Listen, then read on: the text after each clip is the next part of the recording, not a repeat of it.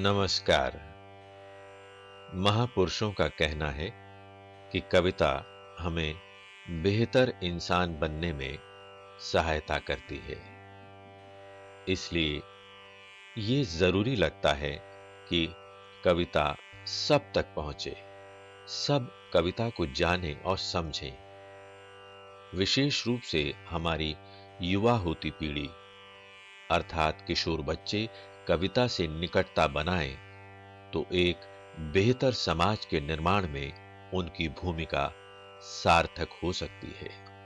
किंतु ऐसा तभी संभव है जब हम ये जान लें कि कविता है क्या।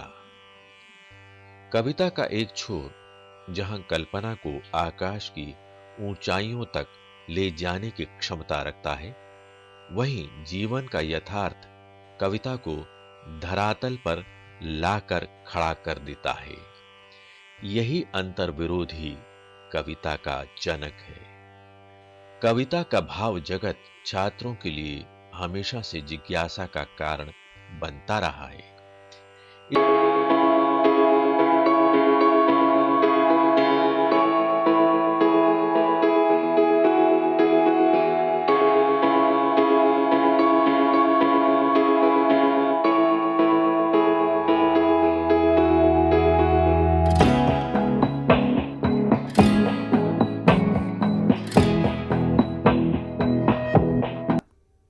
आज हम प्रस्तुत कर रहे हैं नई कविता के प्रमुख कवि गिरिजा कुमार माथुर और उनकी कविता छाया मत छूना पर आधारित यह कार्यक्रम। यह कविता एनसीईआरटी की कक्षा 10 की हिंदी की पाठ्यपुस्तक क्षितिज भाग 2 में संकलित है। आइए सबसे पहले सुनते हैं छाया मत छूना कविता का पाठ। प्रस्तुत कर रही हैं डॉक्टर अनुराधा शर्मा। छाया मत छूना मन होगा दुख दूना, छाया मत छूना मन होगा दुख दूना। जीवन में है सुरंग सुधियाँ सुहावनी, छवियों की चित्र गंध फैली मन भावनी। तन सुगंध शेष रही बीत गई यामिनी, कुंतल के फूलों की याद बनी चांदनी। भोली सी एक छुवन बनता हर जीवित क्षण, भोली सी एक छुवन बनता हर जीवित क्षण। छाया मत छूना मन होगा दुख दूना, छाया मत छूना मन होगा दुख दूना। यश है न वैभव है, मान है न सरमाया, जितना ही दौड़ा तू उतना ही भरमाया। प्रभुता का शरण बिंब केवल मृग तृष्णा है, हर चंद्रिका में छिपी एक रात कृष्णा है। जो है यथार्थ कठिन उसका तू कर पूजन, जो है यथार्थ कठिन उसका तू कर पूजन। छाया मत छूना मन होगा दुख दूना, छाया मत छूना मन होगा दुख दूना। दुविधा हत साहस है दिखता है पंथ नहीं, देह सुखी हो पर मन के दुख का अंत नहीं। दुख है ना चांद खिला शरद रात आने पर, क्या हुआ जो खिला फूल रस बसंत जाने पर। जो न मिला भूल उसे कर तू भविष्य वरण, जो न मिला भूल उसे कर तू भविष्य वरण। छाया मत छूना मन होगा दुख दूना, छाया मत छूना मन होगा दुख दूना, मन होगा दुख दूना। साथियों, अभी आपने डॉक्टर अनुराधा शर्मा द्वारा कविता का पाठ सुना। अब हम कविता के महत्वपूर्ण बिंदुओं पर चर्चा करेंगे।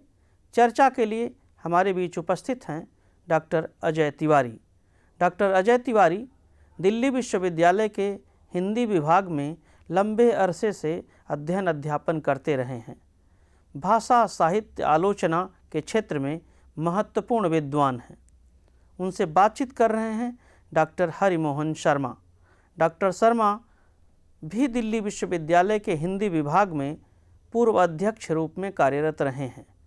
भाषा साहित्य और शिक्षण के क्षेत्र में उनका विशिष्ट योगदान है। आइए देखते हैं उनकी बातचीत। नमस्कार साथियों, आज हम प्रस्तुत कर रहे हैं नई कविता के प्रतिष्ठित कवि गिरिजा कुमार माथुर और उनकी कविता छाया मत छूना पर चर्चा।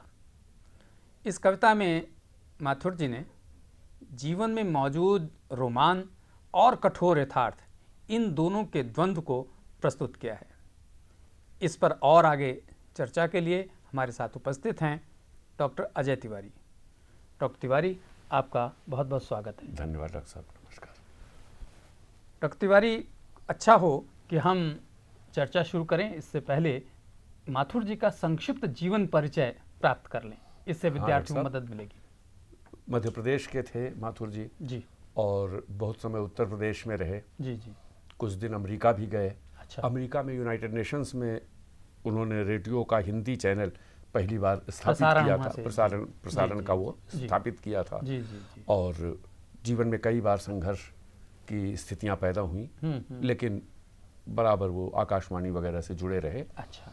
उनका एक साहित्यिक पक्ष ये है कि पत्रकारिता और आकाशवाणी में काम करने के अलावा जी, अपने समय का जो सबसे महत्वपूर्ण संकलन निकला था कविताओं का, 7 कवियों की कविताओं का, जी जी, तार सप्तक, हाँ हाँ तो उसके एक कवि थे।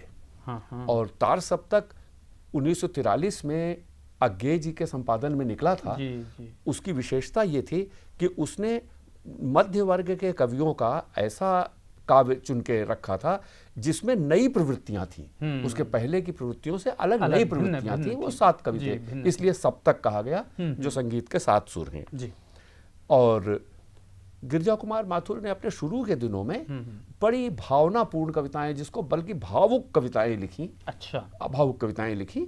वो सौंदर्य के कवि थे मूल रूप से, गीतकार थे मूल रूप से, सौंदर्य के कवि थे। जी जी, और जिसको आपने कहा रोमान जीवन में मौजूद, हाँ हाँ, तो रोमान का अर्थ होता है भावना, कल्पना, स्वप्न अच्छा, और साहस। जहां मतलब ये चीजें हों, वो रोमान के लक्षण होते हैं। इसीलिए आप देखेंगे कि रोमानी कवि कल्पना में बहुत रहता है और साथ साथ वो संघर्ष भी बहुत करता है। तो इनके यहाँ उस रोमान का विकास इसीलिए आगे संघर्ष की दिशा में हुआ, यथार्थ की दिशा में हुआ, जिसको आपने कठोर यथार्थ कहा, जो इस कविता में भी है। तो उस यथार्थ की दिशा में हुआ। और इस तरह ये एक यथार्थवादी और बहुत दूर तक राजनीतिक कवि के रूप में अच्छा मान्यता पाते हैं। और बहुत अच्छी राजनीतिक कविताएं भी उन्होंने लिखी थी। इसलिए एक बड़ा दायरा उनकी कविताओं का है। जी जी जी जी, इसलिए हिंदी में महत्वपूर्ण है। अब इस कविता की व्याख्या हो जाए तो हमारे विद्यार्थियों के लिए लाभप्रद रहेगा। जी डॉक्टर साहब, छाया मत छूना मन होगा दुख दूना। क्या बात है। छाया तो आप जानते हैं जो वास्तविकता नहीं है, वास्तविकता का आभास है। आभास। तो यहाँ छाया का अर्थ है जो जीवन में भ्रम की तरह उपस्थित है, जो जीवन में स्मृति की तरह उपस्थित है, जो बीत चुका है, उसका ये अतीत की छाया है मोटे तौर से। तो उस छाया को छूने की कोशिश मत करना, इससे मन दुखी होगा, बल्कि मन में जो दुख है वो और दुगना हो जाएगा। तो ये मन को प्रबोधन है एक तरह से। हाँ, अपने मन को संबोधन है। अपने मन को संबोधन है।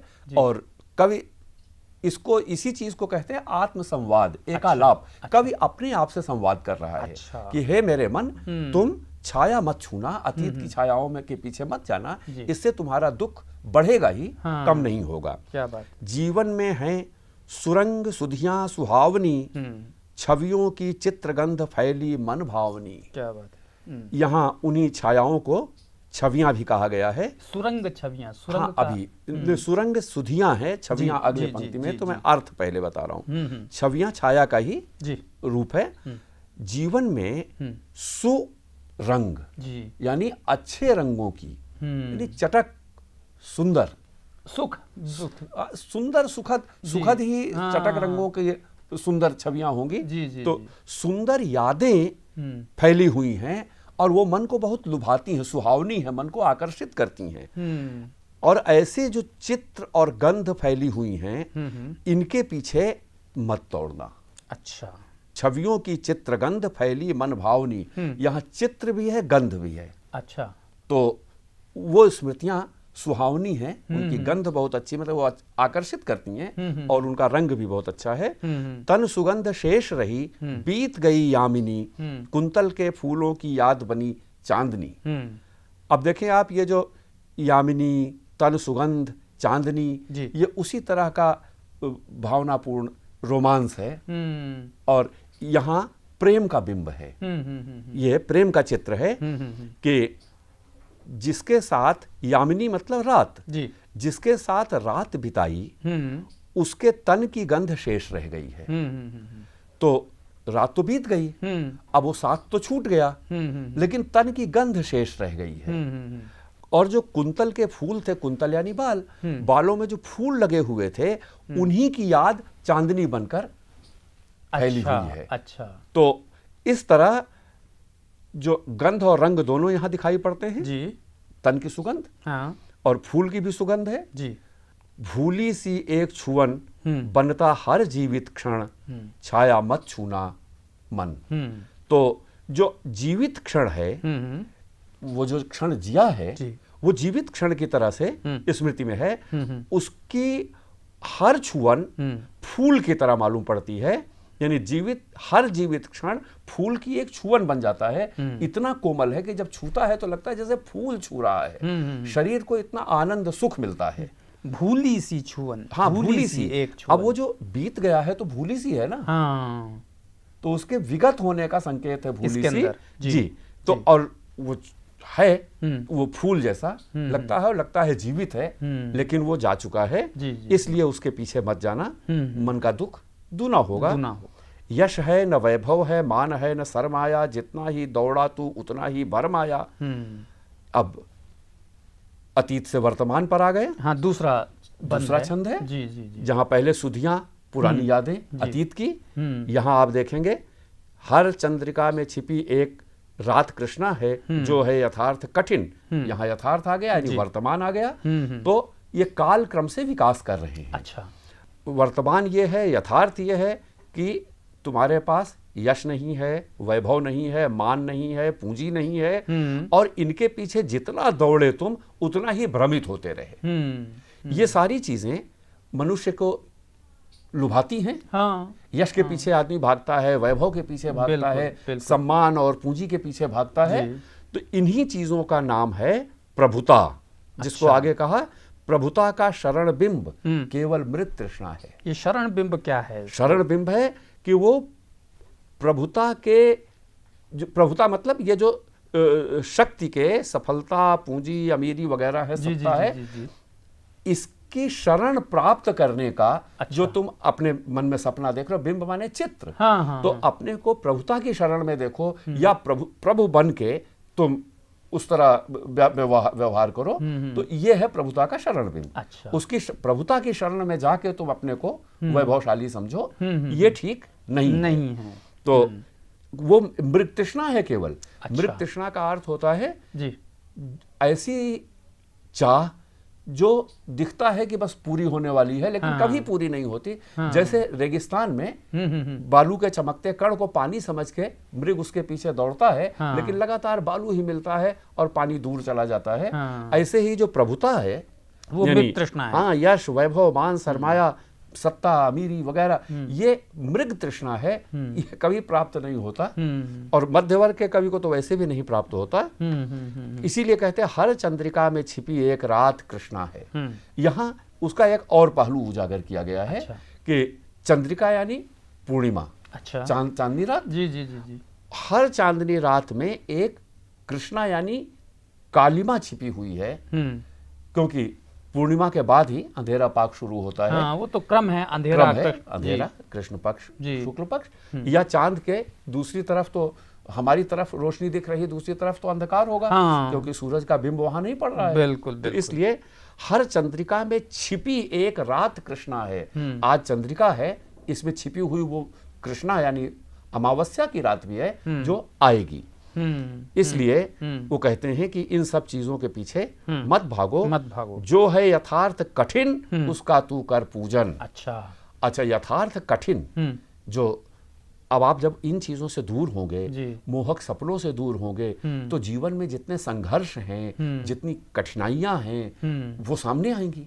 तो वो कहते हैं कि उनको सिर्फ स्वीकार मत करो, उनका पूजन करो, यानी वही तुम्हारे लिए केवल चुनने की चीज है। उससे टकराओ मतलब उसको तुम जीवन मूल्य बनाओ और उसमें से रास्ता निकलेगा। क्या बात क्योंकि पूजन करने में देखिए ये देवता का पूजन नहीं है, कठोर यथार्थ का पूजन है। अच्छा, तो पूजन करने का मतलब है सिर्फ उसको मान मत लो, उसको जीवन मूल्य की तरह अपनाओ। अच्छा, आगे दुविधा हत साहस है, दिखता है पंथ नहीं, देह सुखी हो पर मन के दुख का अंत नहीं। जब आप कठोर यथार्थ को अपनाएंगे तो आपको चुनौतियां भी मिलेंगी, आप उस यथार्थ के सामने अपने को दुविधाग्रस्त भी पाएंगे, आप आगे बढ़ने का साहस करेंगे लेकिन दुविधा भी होगी। तो दुविधा साहस आपका यानी हिम्मत आपकी दुविधा से आहत है, यानी साहस भी है लेकिन साहस पर दुविधा हमला कर रही है। अच्छा। यानी दुविधा से साहस आपका कई बार कमजोर भी पड़ता है। तो दुविधा माने उसको ये करूं नहीं करूं ना करूं। दुविधा मतलब जहां आपके मन में दो तरह की बातें आती हैं। अच्छा, तो वही करूं ना करूं, तो इसको मानूं यहाँ चलूं ना चलूं। और दुविधा इतनी है क्योंकि पंथ दिखाई नहीं पड़ता जी। जब आप कठोर यथार्थ को स्वीकार करते हैं, अतीत तो आपकी स्मृतियों में है जी, लेकिन यथार्थ को स्वीकार करते हैं अब क्या करना है। ये रास्ता तो बड़ा आसान दिखता नहीं, उसको आदमी को संघर्ष से प्रयत्न से अर्जित करना होता है जी। तो इसलिए कहते हैं कि दुविधा हत साहस है, देह सुखी हो पर मन के दुख का अंत नहीं। ये तो बहुत सीधी सी बात है कि देह से अगर सुख मिल भी रहा है तो मन आपका संतुष्ट नहीं होता, मन लगातार कुछ और चाहता है जिसको और बाद में विज्ञापन कहा ना कि ये मन मांगे मोर, दिल मांगे मोर, ये दिल मांगे मोर जी। या निराला जी ने कहा चाहिए उन्हें भी और। तो ये मन तो और मांगता है हमेशा। हाँ, ये मन का असंतोष है। दुख है न चांद खिला शरद रात आने पर, क्या हुआ जो खिला फूल रस बसंत जाने पर। अब इन दोनों पंक्तियों में बिंब बहुत अच्छा है, सुंदर। आप देखें जी, और बराबर वो सुंदर बिंब आते हैं इनके यहाँ कि शरद की रात आई, शरद पूर्णिमा में चांद का खिलना, बिल्कुल कहते हैं लेकिन शरद की रात आने पर चांद नहीं खिला, इसका दुख है तुम्हें। यानी जो होना चाहिए था और नहीं हुआ, इसका दुख है। उसी तरह बसंत बीत जाने पर, यानी रस बसंत, बसंत जो हर जीवन के हर पक्ष में रस भर देता है, तो वो बसंत बीत जाने पर अगर फूल खिला तो क्या हुआ।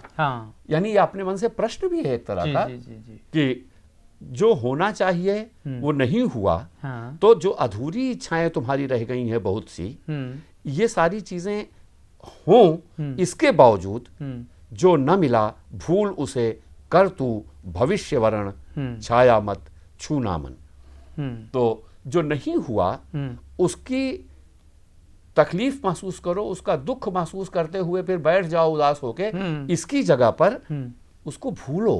अरे वो गया, अब दोबारा नहीं आने वाला है, उसकी जगह तुम भविष्य को चुनो। अच्छा। और इस तरह देखें आप कि सुधियां अतीत थी, कठिन यथार्थ वर्तमान था, और यहाँ भविष्य के चुनाव की बात की जा रही है। अच्छा। तो कवि का दृष्टिकोण वो रोमानी अतीत से एक उज्जवल भविष्य की तरफ या संघर्ष के द्वारा निर्मित भविष्य की तरफ देखता है, और ये इस कवि की एक बहुत बड़ी विशेषता है। इस पद में डॉक्टर साहब इसमें था क्या हुआ जो खिला फूल और रस बसंत जाने पर, क्या हुआ से क्या कहना चाहिए, क्या हुआ अरे क्या हो गया। अच्छा। भाई अगर बसंत चला गया उसके बाद फूल खिला तो ऐसा क्या हो गया। अच्छा। यानी जो होना चाहिए और नहीं हुआ, तो इस चाहे जितनी बड़ी बात हो, लेकिन अब तो विगत हो गया ना। अच्छा, इसीलिए वो अगली पंक्ति में कहता है जो न मिला भूलो उसे। अच्छा। हाँ, चाहे जितनी बड़ी बात हो, आप अतीत में जाके तो उसको सुधार नहीं सकते। जी जी जी, बहुत अच्छा। तो इसलिए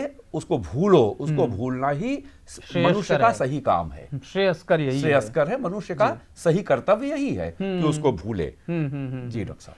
अच्छा, मैं डॉक्टर साहब इस कविता के पढ़ने के बाद जानना चाहता हूँ कि इसका मूल संदेश क्या है, क्या कहना चाहता है कवि इसके माध्यम से? डॉक्टर साहब, आप देख ही रहे हैं कि इसमें कवि बताता है कि अतीत बीता हुआ जो समय है आदमी का, वो उसको बड़ा मोहक लगता है। अच्छा। तो मोहक अतीत अतीत आपको मोहक लगता है, लेकिन अतीत में आप न जा सकते हैं, ना अतीत वापस आ सकता है। इसलिए आप अतीत से हटके वर्तमान को चुने, क्योंकि आप वर्तमान में ही जी रहे हैं। जो कुछ कर्तव्य करेंगे वर्तमान में ही करेंगे। अच्छा। और वर्तमान में कर्तव्य करके ही आप भविष्य की रचना करेंगे। इसलिए इसका मूल संदेश यह है कि मोहक अतीत से छुटकारा पाकर वर्तमान यथार्थ में अपना कर्तव्य करें और एक अच्छे भविष्य का निर्माण करें। तो क्या हम कह सकते हैं कि ये वर्तमान पर केंद्रित कविता है? नहीं डॉक्टर साहब, ये तीनों कालों को समेटती है। अच्छा। इसलिए ये भविष्योन्मुख कविता है। अच्छा। भविष्य की तरफ देखने वाली कविता है। और भविष्य की तरफ आप तभी देख सकते हैं जब वर्तमान पर आप टिके हों। अच्छा। तो वर्तमान यथार्थ बोध है। अतीत में देखना तो रूढ़िवाद है। अतीत में देखना तो पुनरुत्थान है। अच्छा। एक तरह का काल्पनिक स्वप्न है। अच्छा, पर मनुष्य तो अतीत में बना रहना चाहता है क्योंकि वो मोहक है। मोहक है, यही तो वो कह रहे हैं कि मोहक तो है, लेकिन आप अतीत में जा नहीं सकते, ना अतीत वापस आ सकता है। इसलिए अतीत को भूलना ही आपका मानव कर्तव्य है। डॉक्टर तिवारी, आपने मूल संदेश में तो बहुत अच्छी अच्छी बातें इसमें बताई, परंतु इस कविता के प्रत्येक खंड में हम देखते हैं कि कुछ कुछ विशेष प्रकार के बिंब आए हैं। अगर उनका भी खुलासा हो जाए तो बेहतर रहेगा। जी डॉक्टर साहब, देखिए, बिंब का अर्थ होता है चित्रमयता। अच्छा। यानी जो अनुभव है वो हमें दिखाई पड़े, सुनाई पड़े, अनुभव स्पर महसूस हो, तो इसको कहते हैं बिंब, जिसमें सभी इंद्रियां सक्रिय रहती हैं। 5 इंद्रियां कही जाती हैं। जी जी जी। तो शब्द, स्पर्श, रूप, रस, गंध, जी, इन 5 इंद्रियों से हम यथार्थ जीवन को जिस तरह से प्राप्त करते हैं वो बिंब हैं। अच्छा। इसलिए कविता में जब इन अनुभवों को सजीव किया जाता है तो वो बिंब कहलाता है। अच्छा। ठीक है, यहाँ वो बिंब इस कवि ने बहुत अच्छे ढंग से रखे हैं। जी, आप देखें कि शुरू में वो चित्र और गंध की बात करता है। हाँ। यानी इसमें जो बिंब हैं वो केवल दृश्य के बिंब नहीं है, दृश्य के अलावा गंध के बिंब भी है। हाँ। और सबसे पहली गंध बिंब तन सुगंध की है। तो ये तन सुगंध सुगंध का बिंब है, गंध का बिंब है। कुंतल के फूलों की याद बनी चांदनी। अब यहाँ बाल और बालों में लगे हुए फूल ये स्पष्ट दिखाई पड़ते हैं। जी, जी। तो ये दृश्य का बिंब है। ठीक। भूली सी एक छुअन, तो स्पर्श का बिंब है। जी जी जी। और वो कैसा लगता है, अब आप इस छुअन को सजीव करने के लिए उसने लिख दिया, बनता हर जीवित क्षण। अच्छा। तो जो हर जीवित क्षण फूलों की छुअन बन जाता है, तो वो जो छुअन की कोमलता है और वो कोमलता इतनी सजीव है, इसका आभास होता है। तो इस तरह से ये स्पर्श का बिंब है। तो ये कवि गंध, दृश्य और स्पर्श के बिंब ले आता है। और इस तरह एक संश्लिष्ट चित्र बनाता। संश्लिष्ट चित्र का मतलब है जिसमें बहुत सी कई तरह की चीजें मिली हों, जिसे आप श्लेष एक अलंकार कहते हैं ना। श्लेष में होता है कि 2 चीजें मिल जाती हैं। हाँ। ऐसे जब कई चीजें मिलती हैं तो उनको संश्लिष्ट कहते हैं। तो ये संश्लिष्ट बिंब है। जी, दूसरे खंड में भी आप देखें कि मृग तृष्णा। हाँ, ये तो अद्भुत बिंब है एकदम। और ये बिंब तो उस पूरे मनोभाव को व्यक्त कर देता है जो कवि यहाँ कहना चाहता है। बिल्कुल बिल्कुल। तो एक बिंब से कवि अपने वो जो बात कह रहा है उस पूरे भाव को सजीव कर देता है। अच्छा। और बिंब ये काम बहुत अच्छा करते हैं। जी, जी, जी। कि वर्णन को वो आंखों के सामने सजीव चित्र में बदल देते हैं। ये बिंबों की बड़ी विशेषता होती है। और तीसरे खंड में भी आप देख सकते हैं कि शरद रात आने पर चांद नहीं खिला और बसंत आने पर फूल नहीं खिला। तो चांद का खिलना और फूल का खिलना ये तो बिंब है।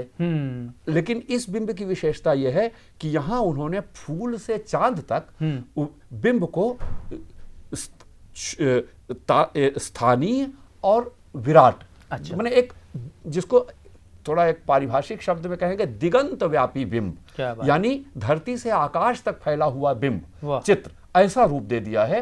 तो चांद से फूल तक। क्या तो बात। कवि की भावना, ठीक है कि जीवन के बहुत से पक्ष यहाँ नहीं आते हैं, संघर्ष का उल्लेख है, लेकिन उसकी कल्पना अपने चित्र को इस तरह सजीव करती है और साकार करती है और विराट रूप देती है। क्या बात डॉक्टर तिवारी, आपने बहुत अच्छे ढंग से इस कविता की व्याख्या की और जो जानकारियाँ हमें दी हैं वो हमारे विद्यार्थियों के लिए, हमारे अध्यापकों के लिए बहुमूल्य हैं, उपयोगी है। मेरी आशा है कि इससे हमारे सभी विद्यार्थियों और अध्यापकों को लाभ होगा। आपका बहुत बहुत धन्यवाद। धन्यवाद डॉक्टर साहब। नमस्कार। नमस्कार। साथियों, अभी डॉक्टर अजय तिवारी ने गिरिजा कुमार माथुर की कविता छाया मत छूना से जुड़े जिन महत्वपूर्ण बिंदुओं पर प्रकाश डाला है वो हमारे विद्यार्थियों के लिए न केवल ज्ञानवर्धक और उपयोगी है, बल्कि कविता संबंधी उनकी समझ को नए आयाम और विस्तार प्रदान करता है। फिर भी आप लोगों के मन में कोई प्रश्न, कोई जिज्ञासा हो तो आप अपने साथियों से चर्चा करें और अपने अध्यापकों से भी चर्चा करें। हमें भी पत्र लिखें। हमारा पता है संयुक्त निदेशक CIET,